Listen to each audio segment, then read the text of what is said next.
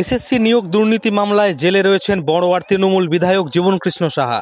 শনিবার সেই বড়োয়াতেই সভা করল বিজেপি।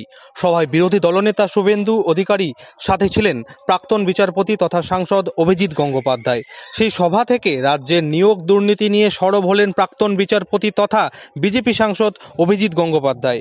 সভা থেকে কি দাবি করলেন? তাদের বিভিন্ন দুর্নীতির কথা আপনি জানেন, তাদের বিভিন্ন জোচ্চুরির কথা আপনাদের জানেন, এবং তাদের বিভিন্ন মিথ্যে কথার কথা সেটাও আপনারা জানেন।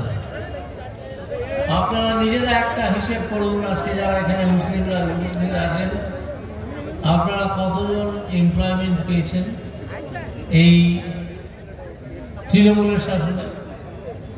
সুস্থ স্বাভাবিক জীবন যাপন করার জন্য একটা এমপ্লয়মেন্ট, সেটা স্কুলের চাকরি হোক, সেটা অন্য কোনো চাকরি হোক, কোনো ছোট ব্যবসা হোক, এই করার সুযোগ কতজন পেয়েছেন? অনেকেই পাননি, এটা আমি জানি। হিন্দুদের মধ্যেও তাই, অনেকেই পাননি, এটাও আমি জানি।